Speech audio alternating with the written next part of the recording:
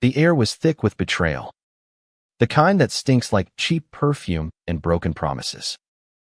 Karen, HOA, the self-appointed queen of Sunnyvale Estates, had always been the neighborhood's loudest nuisance. But this time, she'd outdone herself selling land that wasn't hers while a soldier served his country. Sergeant Marcus Reed had been deployed for 18 months, dodging bullets in a desert half a world away. His modest home in Sunnyvale was his anchor, a promise of peace he'd return to. But while he was gone, Karen, the HOA president with a sneer as wide as her waistline, saw an opportunity. Marcus's property taxes had lapsed easy to do when you're ducking mortar fire, and Karen, with her knack for sniffing out weakness, pounced. She forged documents, claimed his land as abandoned, and sold it to a developer for a tidy profit. The neighborhood whispered about it, but nobody dared challenge her. Karen had a way of making dissenters regret it, whether through petty fines or public shaming at HOA meetings. Marcus returned to find his home bulldozed, replaced by the skeleton of a half-built condo complex. His lawn, where he'd once played catch with his nephew, was a churned-up mess of dirt and rebar. He stood there, still in his fatigues, duffel bag slung over his shoulder, staring at the wreckage of his life. The neighbors avoided his gaze, their guilt hanging heavy. But Mrs. Evelyn Carter, the 78-year-old widow next door, wasn't one to stay silent. She'd seen Karen's schemes unfold and had the receipts literally. Evelyn had kept copies of every shady HOA notice Karen sent out, including the forged deed transfer. Karen, HOA. Evelyn spat, her voice trembling with fury as she confronted her in the cul-de-sac. You sold that boy's land like it was your own, and you thought nobody'd notice. The crowd that gathered small, cautious, no more than a handful murmured in agreement. Karen, her floral dress straining at the seams, folded her arms and smirked. It's not my fault he didn't pay his taxes, she said, her voice dripping with condescension. The HOA has rules. Evelyn, maybe if Marcus cared about his property, he wouldn't have lost it. Marcus stepped forward, his jaw tight. I was serving my country. Karen, you knew that. You sent me letters about my lawn while I was dodging IEDs. His voice was low, controlled, but the rage in his eyes could have set the street on fire. Karen scoffed, tossing her hair. Excuses don't pay bills. Soldier boy. Maybe you should have stayed home instead of playing hero. The crowd gasped. Even for Karen, that was low. Evelyn clutched her folder of evidence tighter, her knuckles white. You're a thief, Karen, she said. And I've got proof you didn't just steal from Mark Husavi. He'd been skimming HOA funds for years.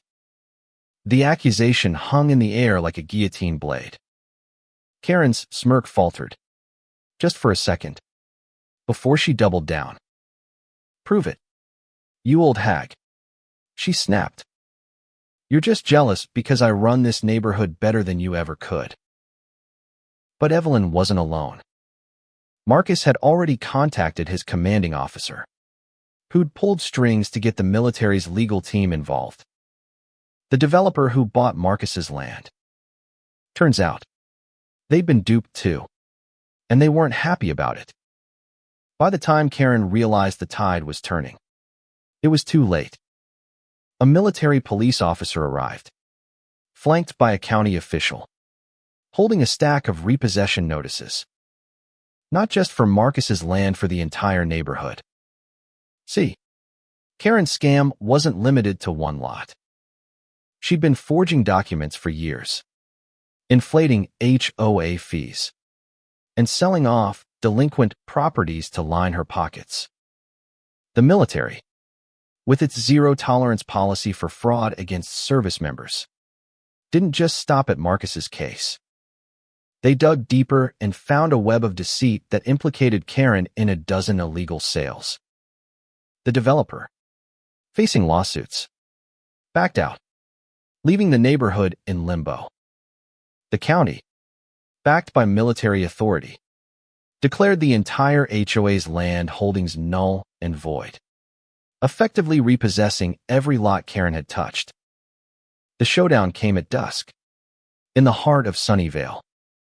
Karen stood on what used to be Marcus's lawn, now a muddy pit, as the officer served her the notice.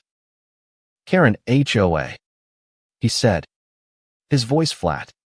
"Your actions have violated federal and state laws. The county is seizing all HOA-controlled properties, effective immediately." The crowd, Evelyn, Marcus, and a couple of neighbors brave enough to show up watched as Karen's face crumpled. "You can't do this," she shrieked, her voice echoing off the empty condos. "This is my neighborhood." "It was never yours," Marcus said quietly. "You just acted like it was." The officer handed him a document restoring his property, along with compensation for his losses. Evelyn, standing beside him, gave Karen a look that could curdle milk. "You thought you could bully everyone forever," she said. "But you messed with the wrong soldier." Karen's empire unraveled faster than her composure. The neighbors, once cowed by her threats, started speaking up. They shared stories of her extortionate fines, her rigged elections, her vindictive campaigns against anyone who dared question her. The military's investigation didn't just strip her of power, it exposed her to lawsuits from every homeowner she'd swindled. The developer sued her for fraud. The county froze her assets. And the neighbors, finally free of her reign, held an emergency meeting to dissolve the HOA entirely. By the end of the month, Karen was gone. Her house, once the gaudiest on the block, sat empty, a foreclosure sign staked in the yard. Marcus rebuilt his home, brick by brick, with help from neighbors who'd finally found their courage. Evelyn became the unofficial matriarch, her folder of evidence now a legend in Sunnyvale.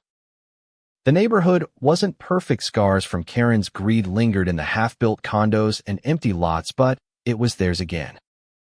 Marcus stood on his new porch one evening, watching the sunset. Evelyn joined him, her walker creaking. "You did good, kid," she said. He smiled, the first real smile since he'd come home. "We did good," he corrected. They clinked their glasses lemonade, not whiskey, because Evelyn said it was better for the soul. Somewhere, Karen was probably still screaming about her rights. But here, in Sunnyvale, the air felt clean again. The lesson wasn't just about justice. It was about community, about standing up when it's hard, about protecting what matters. Karen HOA thought she could own a neighborhood, but she forgot the people who made it home. Her greed was her downfall, and in its wake, Sunnyvale found something stronger than her tyranny: unity. The end.